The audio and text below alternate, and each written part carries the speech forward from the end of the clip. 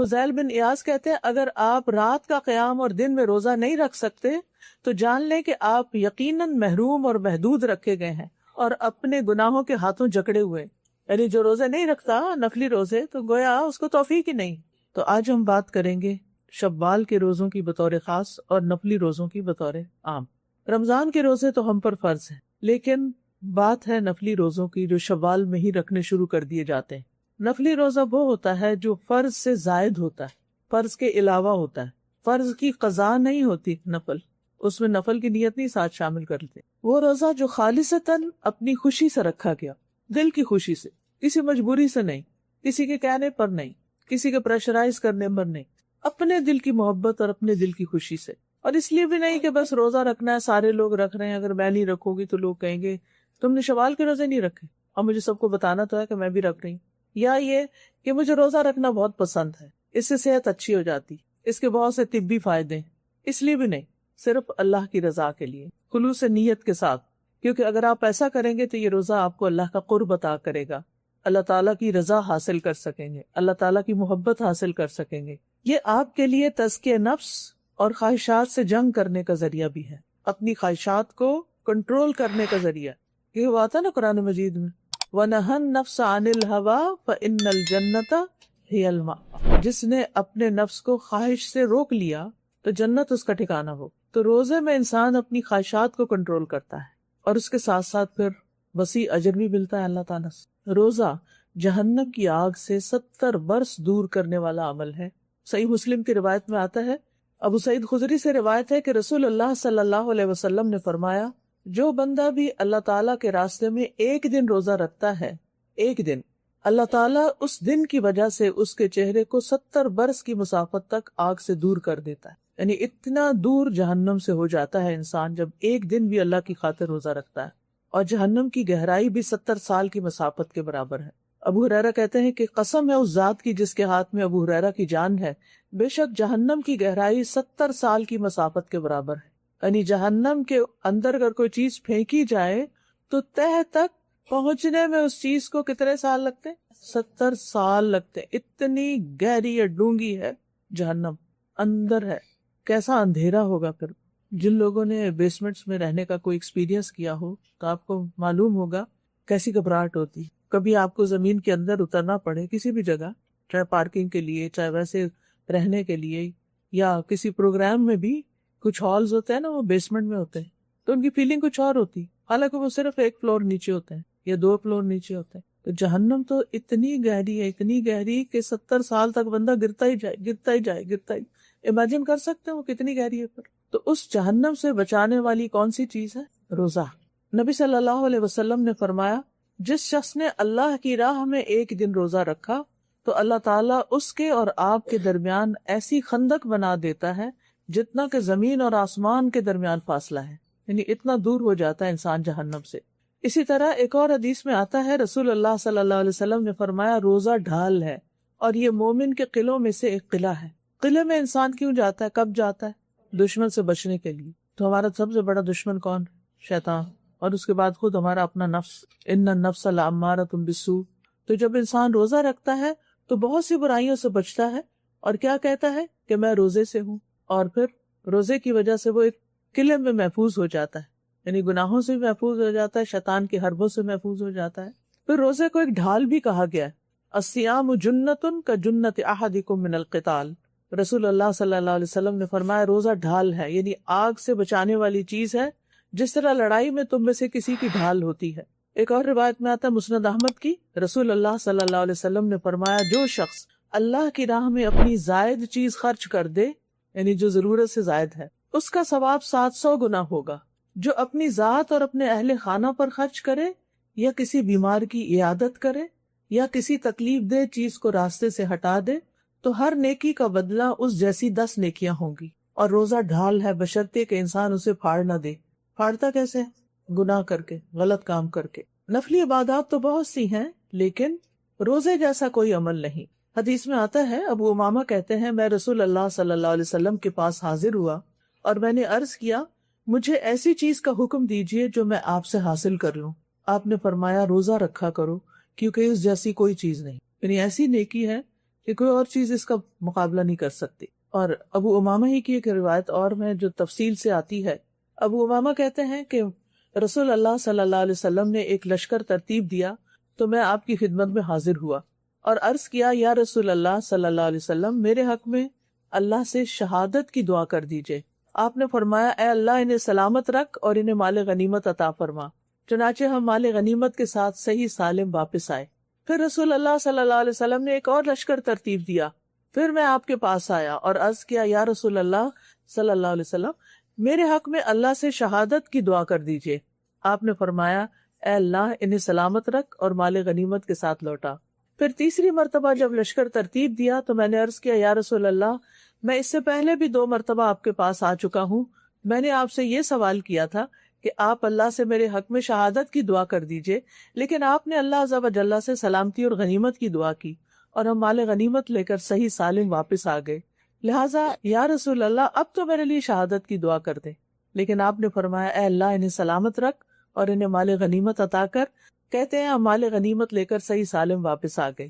اس کے بعد میں آپ کی خدمت میں حاضر ہوا اور عرض کیا، اللہ کے رسول، مجھے کسی عمل کا حکم دیجئے، کوئی حکم دیجئے، میں کوئی کام کروں، کچھ نیکی کروں۔ آپ نے فرمایا، اپنے اوپر روزے کو لازم کر لو، کیونکہ اس جیسا کوئی عمل نہیں، یعنی روزہ رکھنے کی عادت ڈال لو۔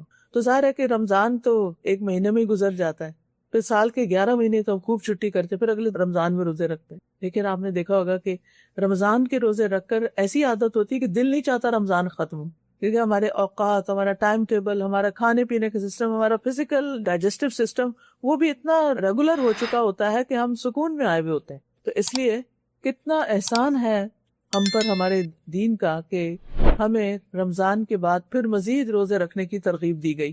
تو بہرحال حضرت ابو امامہ نے نبی صلی اللہ علیہ وسلم کی یہ حدیث اس طرح پلے باندھی، کہا جاتا ہے کہ ابو امامہ، ان کی بیوی اور ان کے خادم کو اکثر روزے رکھتے دیکھا گیا۔ اگر دن کے وقت ان کے گھروں سے دھواں اٹھتا ہوا دکھائی دیتا تو لوگ سمجھ جاتے آج ان کے ہاں کوئی مہمان آیا، ورنہ ان کے ہاں دن کو کھانا نہیں پکتا۔ امامہ رضی اللہ عنہ کہتے ہیں کہ ایک عرصے تک میں اس پر عمل کرتا رہا جب تک اللہ کو منظور ہوا۔ پھر میں آپ کے پاس حاضر ہوا اور عرض کیا، یا رسول اللہ، آپ نے مجھے روزہ رکھنے کا حکم دیا تھا، مجھے امید ہے کہ اللہ نے ہمیں اس کی برکتیں عطا فرمائی ہیں۔ یا رسول اللہ صلی اللہ علیہ وسلم، اب مجھے کسی اور عمل کا حکم دیجیے، یعنی یہ تو عادت پکی ہوگی، اب کوئی اور بتائیے۔ نبی صلی اللہ علیہ وسلم نے فرمایا، جان لو کہ اگر تم اللہ کے لیے ایک سجدہ کرو گے تو اللہ اس کی برکت کی وجہ سے تمہارا ایک درجہ بلند کر دے گا اور ایک گناہ معاف کر دے گا۔ تو یہ ہیں وہ عبادتیں جن کی وجہ سے انسان کو اللہ تعالیٰ کا تقرب حاصل ہوتا ہے اور انسان کے دل کے اندر بھی ایک سکون آتا ہے اور انسان کی آخرت بھی سنور جاتی ہے، کیونکہ فرائض کی ادائیگی سے زیادہ بندہ کسی چیز سے اللہ کا قرب حاصل نہیں کرتا، اور مسلسل نوافل کے ذریعے بندہ اللہ کا قرب حاصل کرتا رہتا ہے، یہاں تک کہ اللہ تعالیٰ اس بندے سے محبت کرنے لگ جاتا ہے، اور جب محبت کرتا ہے تو پھر اس کو نیکیوں کی توفیق بھی دیتا ہے۔ اور اللہ تعالیٰ کی محبت کی علامت کیا ہے کہ روزے دار کے منہ کی بو اللہ کے نزدیک مسک کی خوشبو سے بھی زیادہ اچھی ہوتی ہے۔ پھر یہ کہ روزہ صدقہ بھی ہے۔ ابو اسد الدؤلی کہتے ہیں کہ ہم ابو ذر رضی اللہ عنہ کے پاس تھے کہ انہوں نے کہا، صبح ہوتی ہے تو تمہارے ایک ایک جوڑ پر صدقہ لازم ہو چکا ہوتا ہے، اور ہر روز ایسے ہوتا ہے، چنانچہ اس کی ہر نماز صدقہ ہے، یعنی انسان کی، روزہ صدقہ ہے، حج صدقہ ہے، یعنی یہ ہم اپنے جسم کا صدقہ دیتے چلے جاتے ہیں، جان کا صدقہ دے رہے ہوتے ہیں۔ اور صدقہ گناہوں کو بھی بجھاتا ہے، گناہوں کی آگ ٹھنڈی کرتا ہے، فتنوں کا کفارہ بھی ہے۔ حدیث میں آتا ہے کہ آدمی کو اس کے اہل و عیال، اس کے مال اور اس کی اولاد اور اس کے پڑوسیوں کے بارے میں جو آزمائش آتی ہے، اس کی معافی نماز، روزے، صدقے اور امر بالمعروف اور نہی عن المنکر سے ہو جاتی۔ یعنی ہمارے جو گناہ ہوتے ہیں، ہماری جو زیادتیاں ہوتی ہیں، وہ کس طرح معاف ہو جاتی ہیں؟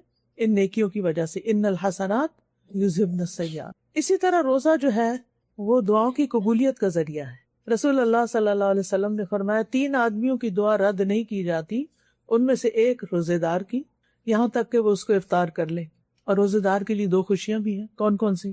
ایک تو جب وہ افطار کرتا ہے تو اس وقت خوش ہوتا ہے، ذهب الظمأ وابتلت العروق وثبت الاجر انشاءاللہ، اور دوسری جب وہ اپنے رب سے ملے گا تو اپنے روزے سے خوش ہوگا، کیونکہ روزے کی جزا کون دے گا؟ اللہ تعالیٰ۔ ہر نیکی کا بدلہ بتا دیا گیا ہے کہ ایک نیکی کا بدلہ 10 نیکی ہے، لیکن روزے کا بدلہ نہیں بتایا کہ الصوم لی وانا اجزی بی، روزہ میرے لیے اور میں اس کا بدلہ دوں گا.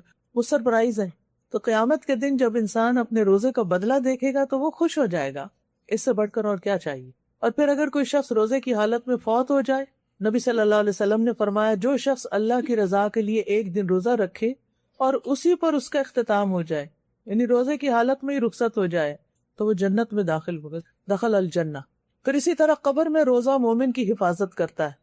یعنی میت کو جب قبر میں رکھ دیا جاتا ہے تو وہ دفنانے والوں کے واپسی کے جو قدم ہوتے ہیں ان کی آواز سنتے ہیں.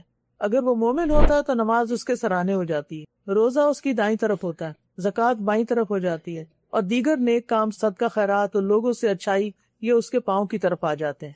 تو جب اس کے سرہانے کی طرف سے آ جاتا ہے تو نماز کہتی ہے کہ میری طرف سے آنے کا کوئی راستہ نہیں ہے. یعنی کوئی عذاب آتا ہے یا کوئی چیز آتی ہے تو نماز نہیں آنے دیتی. جب دائیں طرف سے کوئی چیز آتی ہے تو روزہ کہتا ہے میری طرف سے آنے کا راستہ نہیں، روزہ پروٹیکٹ کرتا ہے. بائیں طرف سے آتا ہے زکوٰۃ کہتی ہے میری طرف سے آنے کا بھی کوئی راستہ نہیں. اور اگر پاؤں کی طرف سے کوئی چیز آنا چاہتی ہے تو دیگر نیک اعمال، صدقہ، نماز، نیکی، لوگوں سے حسن سلوک، وہ کہتے ہیں کہ میری طرف سے بھی آنے کا کوئی راستہ نہیں. اور اس طرح انسان قبر میں بھی صحیح سلامت محفوظ ہوتا ہے. قیامت کے دن بھی روزہ سفارش کرے گا. کیا کہے گا روزہ؟ اے رب، میں نے دن کے وقت اسے کھانے اور خواہشات کی تکمیل سے روکے رکھا، اس کے بارے میں میری سفارش قبول فرمائی، یعنی اس کو بخش دیجیے اور اس کی سفارش قبول کر لی جائے گی. اسی طرح قرآن مجید بھی سفارش کرے گا. ابو امامہ جن کا ذکر پیچھے گزرا ہے، ان کی ایک اور روایت بھی ملتی ہے مسند احمد میں.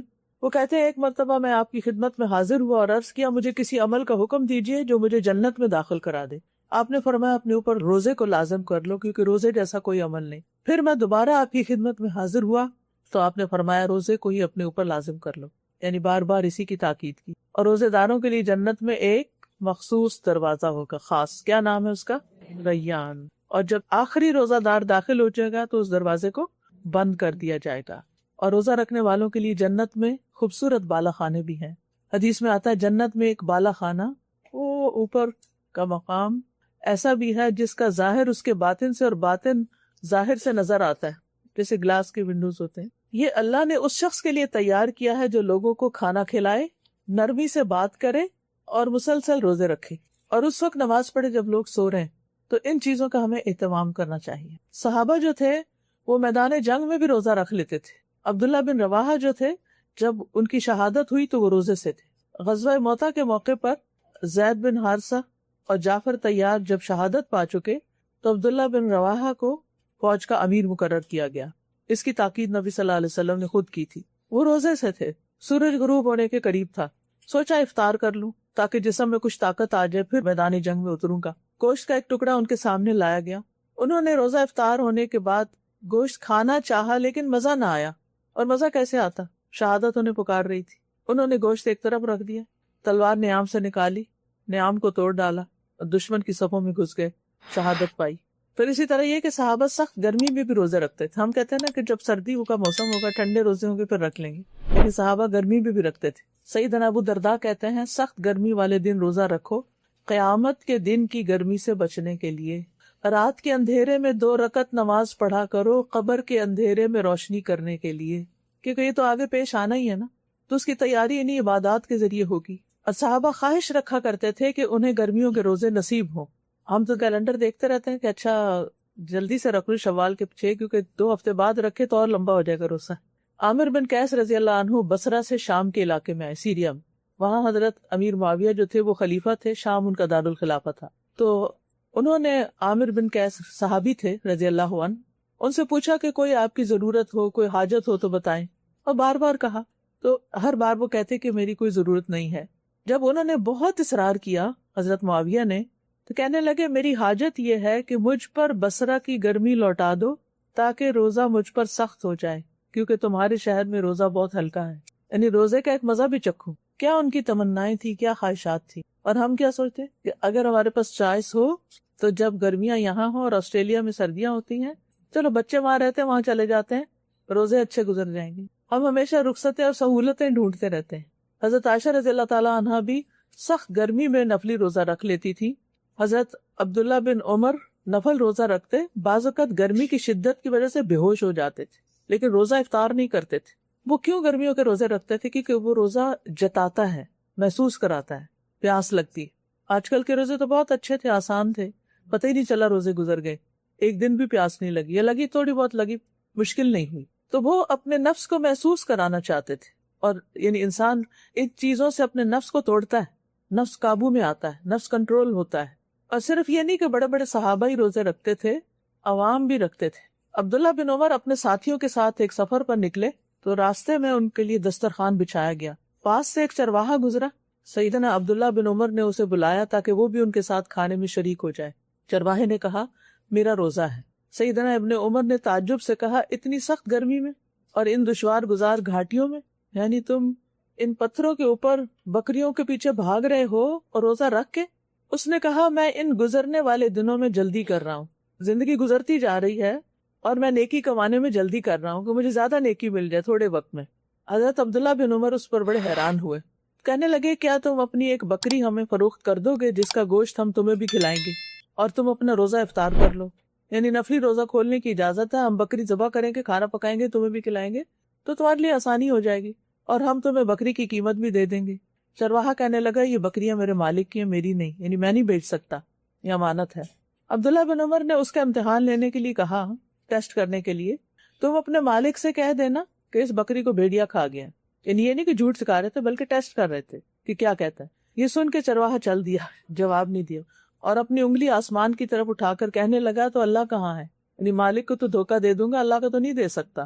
سیدنا ابن عمر اس کی بات سے متاثر ہو کر بار بار یہ دہراتے رہے کہ اللہ کہاں ہے۔ پھر آپ مدینہ منورہ واپس آئے تو اس چرواہے کو اس کے مالک سے خرید لیا، بکریاں بھی خرید لی، چرواہے کو آزاد کر دیا اور بکریاں تحفے میں دے دی۔ یہ نیکی کا وہ صلہ ہے جو اللہ دنیا میں بھی دیتا ہے۔ تو آپ سوچئے کیسے لوگ تھے جو جنگلوں بیابانوں میں، گرمیوں کی لمبی دوپہروں میں جب لوگ آرام کر رہے ہوتے ہیں تو یہ وہاں جانور چراتے، کام کاج کے لیے دھوپ میں پھرتے اور ساتھ ساتھ روزہ رکھ کر عبادت کے لیے اپنے آپ کو وقف کرتے، یعنی معاش کی فکر بھی کرتے تھے، کام کاج بھی کرتے تھے اور ساتھ عبادت سے غافل بھی نہیں ہوتے تھے۔ ہم لوگ روزہ رکھ لیں تو پھر آدھا دن سو کے گزار لیتے ہیں تاکہ آدھا دن تو کٹ جائے اور باقی آدھا دن کچھ کام وام کر کے گزار لیں گے۔ وہ کیسے لوگ تھے؟ وہ علم والے تھے، چاہے معاشرتی اعتبار سے وہ بہت بڑا سٹیٹس نہیں رکھتے تھے لیکن اللہ کے ہاں ان کا بڑا مقام تھا۔ انہیں نبی صلی اللہ علیہ وسلم کا یہ فرمان معلوم تھا کہ اس شخص کے لیے دوہرا اجر ہے جو اپنے دنیاوی مالک کا بھی حق ادا کرے، یعنی اگر کہیں جاب کرتا ہے، سروس کرتا ہے تو وہ بھی پوری کرے، اور اپنے حقیقی مالک کا حق بھی ادا کرے، یعنی ساتھ عبادت بھی کر رہا ہے اور ساتھ اپنی جاب بھی کر رہا ہے۔ تو بہرحال صحابہ کو روزے رکھنا بہت پسند تھا۔ معاذ بن جبل کے بارے میں آتا ہے کہ ان کی وفات کا وقت قریب آیا تو انہوں نے اس خواہش کا اظہار کیا اور کہنے لگے افسوس، سخت روزوں میں لگنے والی پیاس ختم ہو جائے گی، یعنی دنیا سے جا رہا ہوں تو میں اس پیاس کو مس کروں گا۔ انہیں پتا تھا کہ سفر میں روزہ چھوڑنے کی اجازت ہے، رخصت ہے، لیکن روزے کے اجر کا بھی علم تھا، اس لیے وہ آیت کے اس حصے پر عمل کرتے تھے، وَأَن تَصُومُوا خَيْرٌ لَكُمْ، اگرچہ رخصت ہے لیکن اگر تم روزہ رکھ لو تو بہت اچھا ہے، یعنی جو رکھ سکتا ہے وہ ضرور رکھ لے۔ اور اکثر صحابہ جو تھے وہ سفر میں بھی روزہ رکھ لیا کرتے تھے، کیونکہ نبی صلی اللہ علیہ وسلم نے فرمایا چاہے تو روزہ رکھ لو، چاہے تو افطار کرو۔ امام احمد بن حنبل کے بارے میں آتا ہے کہ وہ بھی گرمیوں میں روزے رکھتے، بعض اوقات بے ہوش ہو جاتے روزے کی وجہ سے، تو ان کے چہرے پہ پانی چھڑکا جاتا۔ اب ہم کچھ بات کریں گے شوال کے 6 روزوں۔ شوال کے روزے رکھنا ایک مسنون عمل ہے، ایک سنت کی پیروی ہے جس کے بارے میں احادیث میں ترغیب دلائی گئی ہے۔ صحیح مسلم کی روایت ہے ابو ایوب انصاری رضی اللہ عنہ سے، انہوں نے بیان کیا کہ رسول اللہ صلی اللہ علیہ وسلم نے فرمایا جو آدمی رمضان کے روزے رکھے پھر اس کے بعد شوال کے 6 روزے رکھے تو یہ ہمیشہ روزہ رکھنے کی طرح ہے، گویا آپ نے سارا سال روزہ رکھا۔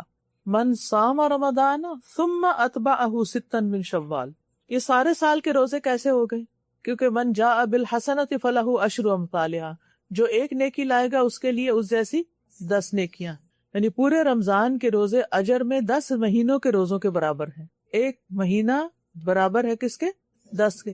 اور شوال کے 6 روزے 2 مہینوں کے برابر ہو گئے، کیونکہ 3 روزے 30 دنوں کے برابر ہو گئے اور پھر 3 30 کے تو 2 مہینے بن گئے، یہ سارے سال کے روزے بن گئے، 12 مہینے کے بن گئے، 36 360 ہو گئے۔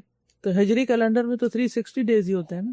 اب سوال یہ پیدا ہوتا ہے کہ اگر کوئی بیمار ہے یا مریض ہے یا کوئی شرعی عذر ہے اور اس نے رمضان میں کچھ روزے چھوڑے ہیں تو کیا اس کے لیے لازم ہے کہ وہ شوال کے روزوں سے پہلے وہ روزے رکھے؟ جی ہاں، کیونکہ رمضان کے روزے فرض ہیں اور شوال کے نفل ہیں۔ رمضان کے روزے نہیں رکھے تو پوچھ ہوگی، اگر شوال کے نہیں رکھے تو پوچھ نہیں ہوگی۔ تو اس لیے اگر رمضان میں کوئی بیمار ہو گیا، ایک آدھ روزہ چھوڑ دیا، یا پیریڈز کی وجہ سے کچھ روزے چھوٹ گئے، اب شوال میں پہلے ان کی قضا دی جائے، ان کو پورا کیا جائے۔ کیوں؟ تاکہ انسان کے ذمے کچھ باقی نہ رہے۔ زندگی اور حالات کا کسی کو بھی علم نہیں کہ زندگی کب ختم ہو جائے، یا حالات کیسے ناسازگار ہو جائیں، کوئی بیماری آ جائے، کوئی مصروفیت آ جائے کہ انسان کے لیے مشکل ہو جائے۔ لیکن بات یہ ہے کہ اگر کوئی شخص شوال کے روزے رمضان کے چھوٹے ہوئے روزوں سے پہلے رکھ لے تو کیا اس کو یہی اجر و ثواب ملے گا؟ اگر وہ رمضان کے روزے قضا کر کے رکھے گا تو پھر تو یہی ثواب ملے گا۔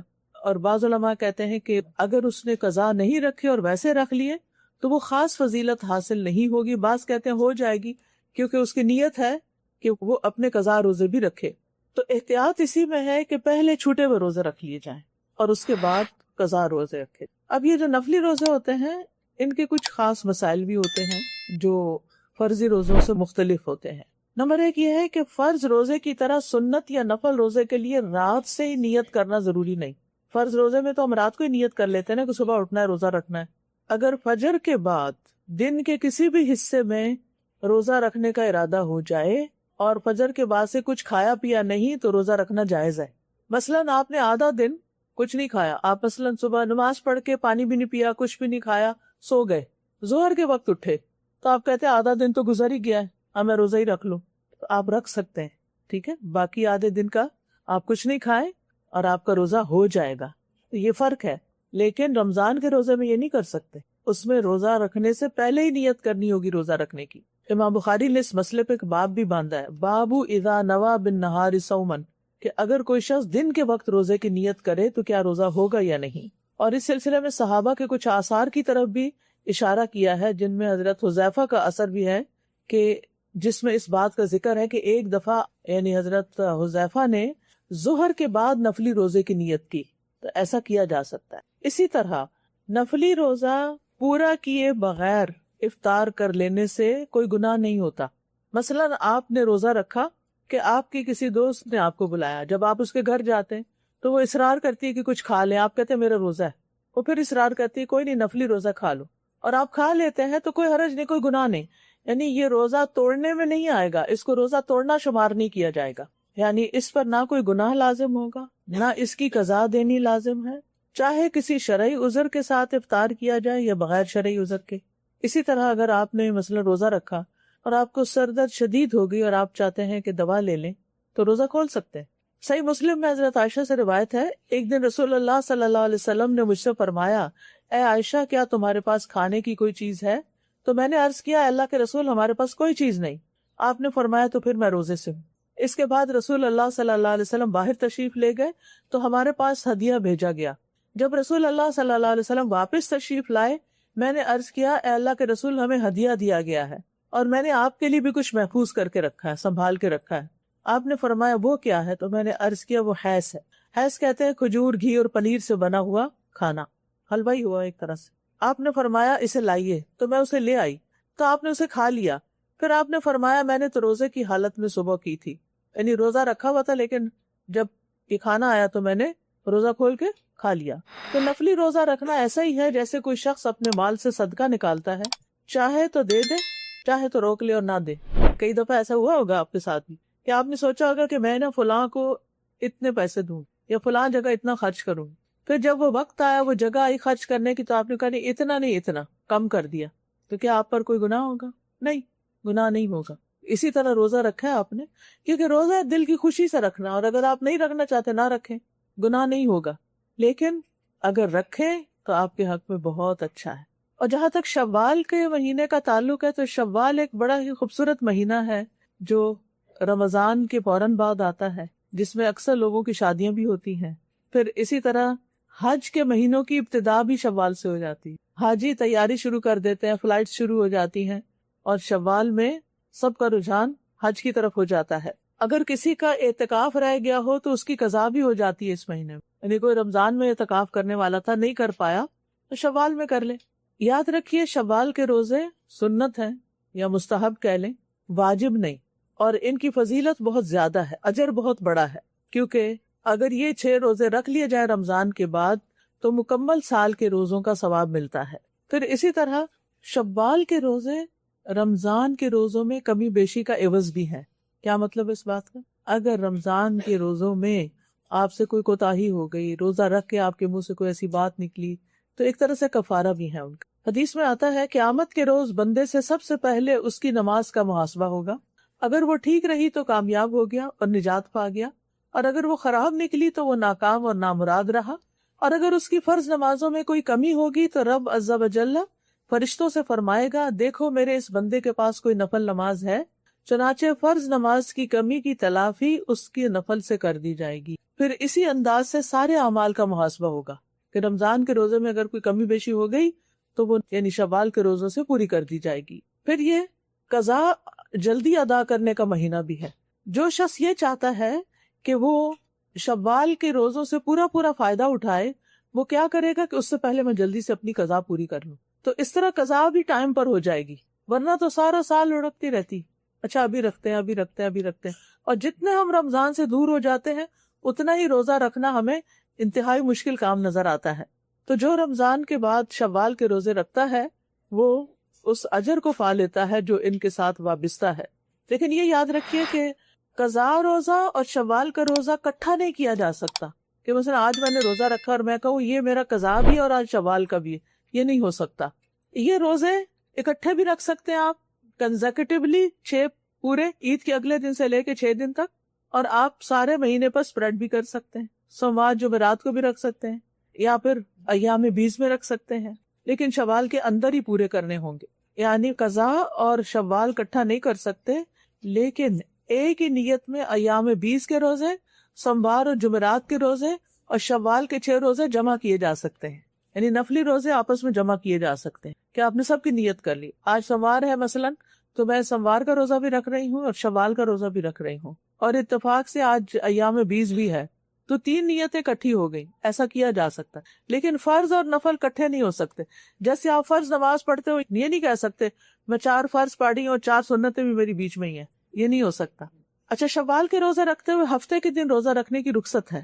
یعنی بعض لوگ یہ کہتے ہیں کہ ہفتے کے دن الگ سے روزہ نہیں رکھ سکتے، یہ حدیث ضعیف ہے. ہفتے کے دن بھی اگر آپ نے مثلا فرائیڈے نہیں روزہ رکھا، سنڈے نہیں رکھا، صرف ہفتے کے دن رکھ رہے ہیں تو رکھ سکتے ہیں، اور جمعے کے ساتھ ملا کر بھی رکھ سکتے ہیں، اور اتوار کے ساتھ ملا کر بھی رکھ سکتے ہیں. اسی طرح اکیلے ہفتے کے دن کا روزہ بھی رکھ سکتے ہیں، اور اس میں کوئی حرج نہیں، کیونکہ وہ روایت ضعیف ہے جس سے حجت نہیں لی جا سکتی کہ ہفتے کے دن الگ سے روزہ نہیں رکھنا چاہیے. پھر اسی طرح یہ ہے کہ بلا عذر مؤخر نہیں کرنے چاہیے، ڈیلے نہیں کرنی چاہیے. اگر شوال گزر گیا اور آپ ذیقعدہ میں 6 روزے رکھ رہے ہیں تو اس کا فائدہ نہیں، وہ فائدہ نہیں ہوگا جو شوال میں رکھنے کا ہوگا. اچھا اسی طرح ہر سال رکھنا واجب نہیں ہے، کیونکہ بعض لوگ کہتے ہیں اگر 1 سال رکھ لیے تو ہمیشہ رکھنے پڑیں گے. ایسا کچھ بھی نہیں، آپ جب چاہیں رکھیں اور جب چاہیں نہ رکھیں، اور بغیر عذر کے کوئی بھی نفلی روزہ چھوڑا جا سکتا ہے. اچھا شوال کے روزے پورے کرنے کے بعد عید منانا بدعت ہے. کچھ لوگ اس کا اہتمام کرتے ہیں کہ میں نے 7 شوال پورا کر لیا، آج میری عید ہے. یہ کوئی عید نہیں ہے. نبی صلی اللہ علیہ وسلم یا صحابہ نے ایسی کوئی عید نہیں کی. یہ دین میں ایک نئی بات نکالنا ہے، ایسا نہیں کریں، کیونکہ عیدیں تو بس 2 ہی ہیں ہمارے دین میں. لوگوں نے ایک تیسری بھی بنا لی، عید میلاد النبی، اس کی بھی کوئی حیثیت نہیں. اور یہ 7 شوال کے بعد بھی عید منانا، اس کی بھی کوئی حیثیت نہیں. اور پھر شوال میں شادی کرنا، حضرت عائشہ رضی اللہ عنہا سے نبی صلی اللہ علیہ وسلم نے شوال میں نکاح کیا اور شوال میں ہی ان کی رخصتی ہوئی. تو اس لیے کہا جاتا ہے کہ شوال میں نکاح کرنا مستحب ہے نبی صلی اللہ علیہ وسلم کی پیروی کرتے ہوئے، کیونکہ جاہلیت کے زمانے میں لوگ شوال کے مہینے میں نکاح کرنا اور کروانا منحوس سمجھتے تھے. حضرت عائشہ پسند کرتی تھی کہ اپنے رشتہ دار عورتوں کی رخصتی شوال میں کریں. اور بعض لوگوں کا عقیدہ یہ ہے کہ 2 عیدوں کے بیچ میں شادی نہیں کرنی چاہیے، تو یہ بھی غلط ہے. کسی بھی مہینے میں شادی کی جا سکتی اور کسی بھی دن میں کی جا سکتی. تو روزے رکھتے ہوئے یہ جو روزے رکھ رہے ہیں آپ اپنی نیتیں تھوڑی وسیع کر لیں. ایک یہ کہ اللہ ان روزوں کی وجہ سے میرے رمضان کے روزوں میں کوئی کمی بیشی ہو گئی ہو تو آپ اس کو پورا کر دیں. دوسرا یہ کہ رمضان کی نعمت کا شکر ادا کر رہے ہیں کہ اللہ تیرا شکر ہے تو نے رمضان پورا کروا دیا، اب ہم شوال میں شکرانہ ایک طرح سے ادا کر رہے ہیں. پھر یہ ہے کہ اللہ تعالیٰ کی اطاعت پر ثابت قدمی، کہ جس طرح 30 دن ہم ثابت قدم رہے اب بھی ہم ثابت قدم رہ سکتے ہیں، یعنی اطاعت پر ثابت قدمی. اور اچھے خاتمے کی امید بھی رکھیں کہ ہو سکتا ہے کہ اسی روزے کی حالت میں دنیا سے چلی جاؤں. رمضان تو ایک ابتدا ہوتی ہے، ایک ٹریننگ پیریڈ ہوتا ہے، اس کی اپلیکیشن آپ سارا سال پھر کرتے ہیں، اور پھر 11 مہینوں کے بعد رمضان کا جو ٹریننگ پیریڈ ہے اس کو تھوڑا سا لمبا کر دیا گیا. جیسے موسیٰ علیہ السلام کو 30 راتوں کے لیے بلایا گیا تو 40 کر دی گئی. تو 30 روزے ہیں لیکن 6 اور اتنا ثواب بتا کے ان کو تھوڑا اور اس پیریڈ کو ایکسٹینڈ کر دیا گیا. اچھا، شوال کے علاوہ بھی کوئی نفلی روزے ہوتے ہیں؟ یوم عرفہ کا روزہ، عاشورہ اور محرم کا روزہ، پیر جمعرات کا روزہ، ایام 20 کے روزے، محرم کا روزہ، ہر مہینے کے 3 روزے، اور صوم داؤدی بھی. صوم داؤدی پتہ ہے نا آپ کو؟ رسول اللہ صلی اللہ علیہ وسلم نے حضرت عبداللہ ابن عمر سے فرمایا اللہ تعالیٰ کے نزدیک سب سے زیادہ پسندیدہ روزے داؤد علیہ السلام والے روزے، اور سب سے پسندیدہ نماز بھی داؤد علیہ السلام کی نماز ہے. وہ پہلی آدھی رات تک سوتے اور تہائی رات قیام کرتے، پھر رات کا چھٹا حصہ دوبارہ سو جاتے. وہ ایک دن ناغہ کرتے اور ایک دن روزہ رکھتے، سارا سال ایسے ہی کرتے تھے. پھر اسی طرح یہ ہے کہ اگر ہفتے کا ایک دن انسان روزہ رکھ لیتا ہے نا تو باقی دنوں میں بھی اجر ملتا ہے اس کو. عبداللہ ابن عمر کہتے ہیں کہ رسول اللہ صلی اللہ علیہ وسلم نے فرمایا تم ایک دن کا روزہ رکھو، یہ تمہارے لیے باقی دنوں کا بھی اجر بن جائے گا. تو انہوں نے عرض کیا میں تو اس سے زیادہ کی طاقت رکھتا ہوں. آپ نے فرمایا تو 2 دنوں کا روزہ رکھو، یہ تمہارے لیے باقی دنوں میں بھی اجر بن جائے گا. انہوں نے عرض کیا میں تو اس سے بھی زیادہ کی طاقت رکھتا ہوں. تو آپ نے فرمایا تو 3 روزے رکھ لو اور یہ تمہارے باقی دنوں میں بھی اجر کا باعث بن جائیں گے. انہوں نے کہا میں اس سے زیادہ کی طاقت رکھتا ہوں. تو آپ نے فرمایا 4 دن رکھ لو اور یہ تمہارے لیے باقی دنوں میں اجر کا باعث بنے گا. اس نے عرض کیا میں تو اس سے بھی زیادہ کی طاقت رکھتا ہوں. تو آپ نے فرمایا تو وہ روزے رکھ لو جو اللہ تعالیٰ کے ہاں سب سے فضیلت والے ہیں، اور وہ داؤد علیہ السلام کے روزے ہیں. ایک دن وہ روزہ رکھتے تھے اور ایک دن افطار کرتے تھے. اچھا، سوموار اور جمعرات کا روزہ کیوں رکھا جاتا ہے؟ اس دن اعمال اللہ تعالیٰ کی طرف اٹھائے جاتے ہیں. اسامہ بن زید کہتے ہیں کہ میں نے کہا ہے اللہ کے رسول آپ کبھی اس قدر روزے رکھتے ہیں کہ لگتا ہے آپ چھوڑیں گے نہیں، اور کبھی اس قدر چھوڑتے ہیں لگتا ہے کہ رکھیں گے نہیں، مگر 2 دنوں کا ضرور رکھتے ہیں. آپ کے عمومی روزوں میں آ جائیں تو فبہا، ورنہ آپ کا روزہ خصوصاً ان دنوں میں ہوتا. آپ نے فرمایا کون سے 2 دن؟ میں نے کہا سوموار اور جمعرات. آپ نے فرمایا یہ 2 دن ایسے ہیں کہ ان میں رب العالمین کے ہاں اعمال پیش ہوتے ہیں، اور میں چاہتا ہوں کہ میرے عمل پیش ہوں تو میں روزے سے ہوں. آپ نے سوموار کے روزے کی اہمیت اس طرح بھی بتائی. آپ سے پوچھا گیا کہ سوموار کے روزے کے بارے میں بتائیے، تو آپ نے فرمایا یہ وہ دن ہے جس میں مجھے پیدا کیا گیا، اور اسی دن مجھے مبعوث کیا گیا، اور اسی دن مجھ پر وحی نازل کی گئی. تو سوموار کا دن ہفتے کے دنوں میں سے ایک اہم دن ہے جمعے کے بعد. حضرت عائشہ کہتی ہے کہ بے شک رسول اللہ صلی اللہ علیہ وسلم خوب کوشش سے طلبگار رہتے تھے شعبان، پیر اور جمعرات کے روزوں کا، یعنی پوری محنت اور کوشش سے یہ روزے رکھتے تھے. ابن عمر کہتے ہیں کہ رسول اللہ صلی اللہ علیہ وسلم ہر ماہ میں 3 روزے رکھتے تھے، ایک تو مہینے کی پہلی پیر کو، اور دوسرا اس کے بعد کی جمعرات کو، اور پھر تیسرا اس کے بعد کی جمعرات کو. اور اس طرح ایک مہینے میں 3 روزے پورے کر لیتے، یعنی 1 جمعرات اور 2 سومواروں کا روزہ.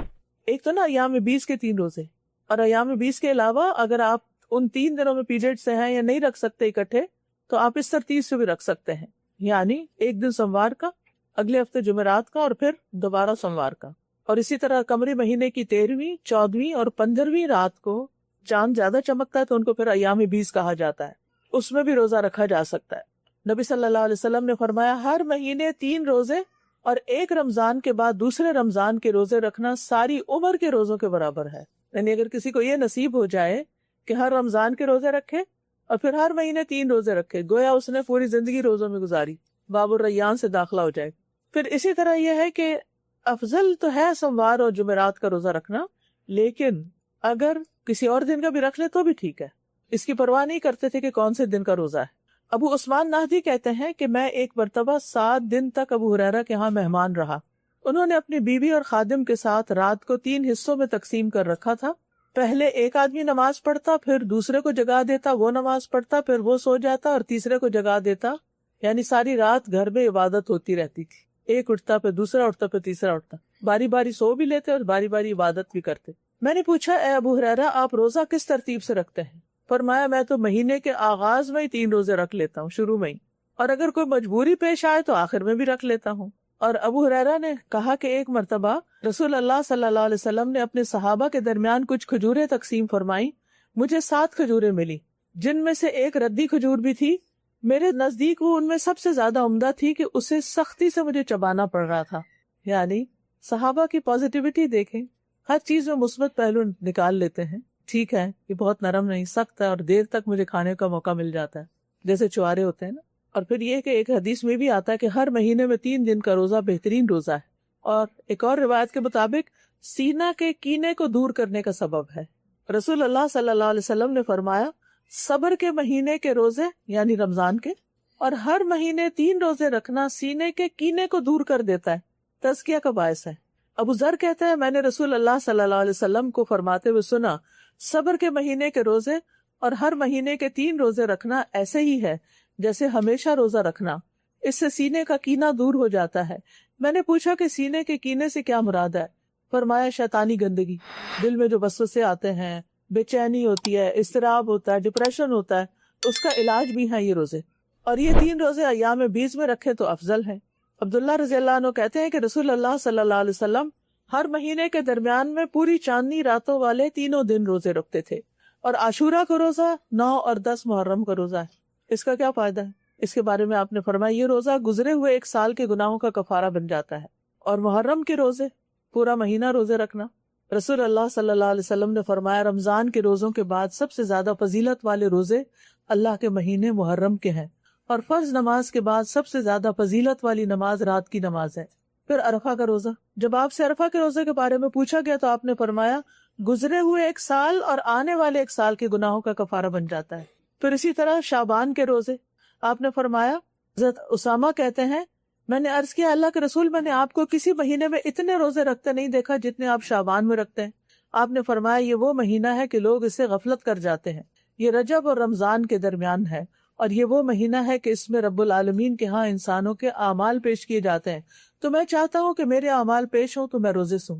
پھر رجب کے مہینے میں روزے، سعید بن جبیر سے سوال کیا گیا رجب کے روزوں کے بارے میں، تو وہ کہتے ہیں مجھے ابن عباس نے خبر دی کہ بے شک رسول اللہ صلی اللہ علیہ وسلم کبھی مسلسل روزے رکھتے کہ ہم کہنے لگتے کہ اب آپ ناغہ نہیں کریں گے، اور کبھی اتنی مدت روزے چھوڑتے کہ ہم کہتے کہ آپ روزہ نہ رکھیں گے، اور اس میں وہ رجب، شعبان، رمضان یعنی مسلسل روزے رکھتے۔ اصل بات یہی ہے کہ دل کی خوشی سے اگر انسان ایک روزہ بھی رکھتا ہے تو اللہ تعالیٰ اسے جہنم سے 100 سال کے فاصلے پر کر دیتا ہے۔ عامر بن عبداللہ سے ایک بار سوال کیا گیا آپ ساری رات جاگنا اور دن کی گرمی میں پیاسے رہنا کیسے برداشت کر لیتے ہیں؟ انہوں نے جواب دیا کیا یہ صرف دن کا کھانا رات تک اور رات کی نیند دن تک منتقل کرنے سے کچھ زیادہ ہے؟ کوئی بڑی بات نہیں۔ ان اللہ قال من عاد لی ولیا فقد آذنته بالحرب۔ ابو ہریرہ رضی اللہ عنہ سے روایت ہے، وہ کہتے ہیں کہ رسول اللہ صلی اللہ علیہ وسلم نے فرمایا بے شک اللہ تعالیٰ کا ارشاد ہے کہ جس نے میرے کسی ولی یعنی دوست سے دشمنی کی اس کے خلاف میری طرف سے اعلان جنگ ہے، یعنی اللہ تعالیٰ ایسے بندے سے خود نبٹ لے گا جو اللہ کے دوستوں سے دشمنی رکھتا ہے، اور میرا بندہ جن جن عبادتوں کے ذریعے سے میرا قرب حاصل کرتا ہے ان میں سے کوئی عبادت مجھے اتنی پسند نہیں جس قدر وہ عبادت پسند ہے جو میں نے اس پر فرض کی ہے۔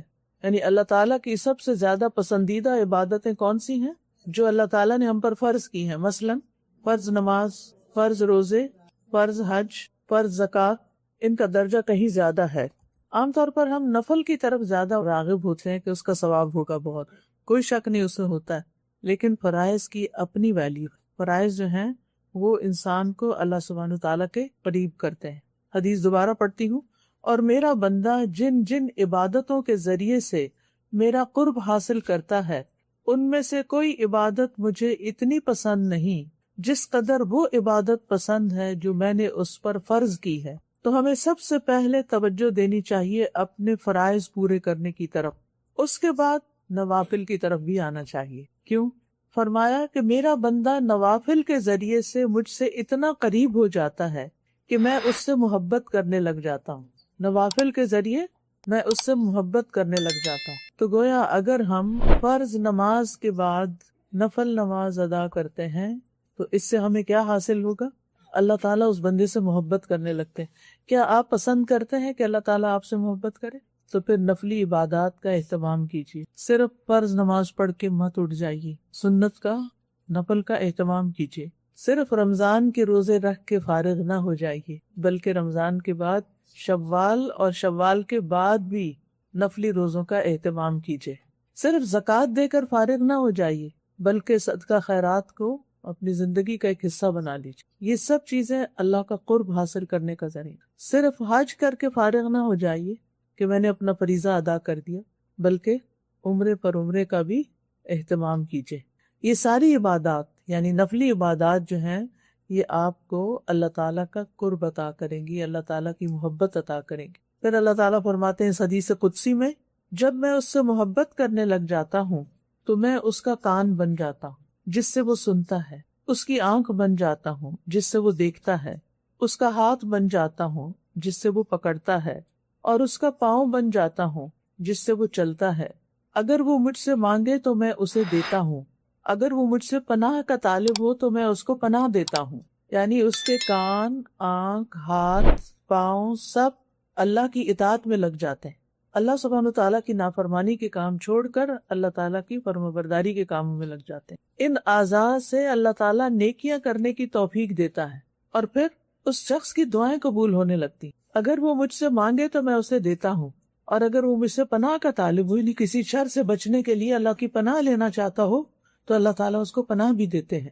میں کسی چیز میں تردد نہیں کرتا جس کو میں کرنے والا ہوتا ہوں، یعنی اللہ تعالیٰ فعال لما یرید، جو چاہتا ہے کر لیتا ہے، لیکن ایک کام میں تردد ہوتا ہے، اور وہ کیا ہے؟